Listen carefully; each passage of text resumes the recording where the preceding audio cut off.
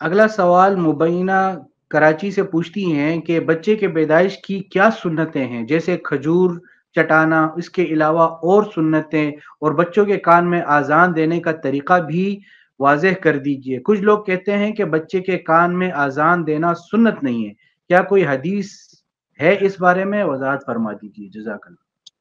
بسم اللہ الرحمن الرحیم۔ جی، بچے کے کان میں اذان دینا یہ سنت ہے۔ ایک کان میں اذان کہی جائے، دوسرے کان میں اقامت کہی جائے، اس بارے میں حدیث موجود ہے۔ بعض لوگوں نے اس حدیث کو اگرچہ ضعیف قرار دیا ہے، وہ ابو داؤد میں بھی ہے، ترمذی میں بھی ہے، لیکن ترمذی رحمہ اللہ تعالیٰ نے ساتھ یہ فرمایا والعمل علیہ، یعنی پوری امت کا عمل اس پر ہے۔ تو اگر کوئی حدیث ضعیف ہو لیکن پوری امت نے اسے قبول کیا ہو اور اس پر عمل کرتی چلی آ رہی ہو اور اس کا تعامل عام پایا جاتا ہو پوری تاریخ اسلام میں، تو اس میں بہت زیادہ قوت آ جاتی ہے۔ جیسے کسی قطعی چیز میں نص میں قوت ہوتی ہے، ایسے ہی اجماع امت میں قوت ہوتی ہے، وہ قطعی دلیل ہے۔ تو اس لیے یہ کہنا کہ اس کی حدیث ضعیف ہے تو لہٰذا اس کا کوئی ثبوت نہیں ہے، یہ غلط بات ہے۔ امام ترمذی رحمہ اللہ تعالیٰ نے تو اول اس حدیث کو حسن کہا ہے، ضعیف نہیں کہا۔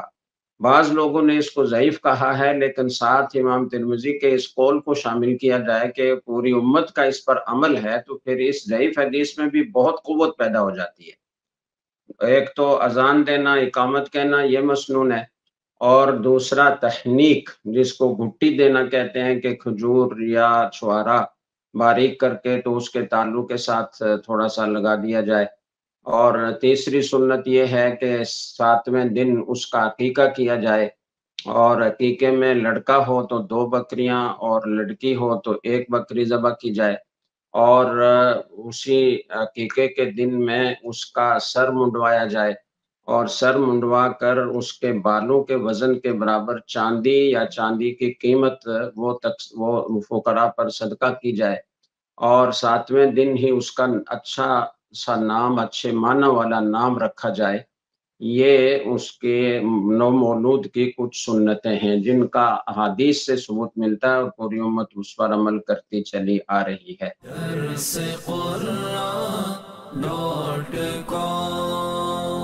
www.darsequran.com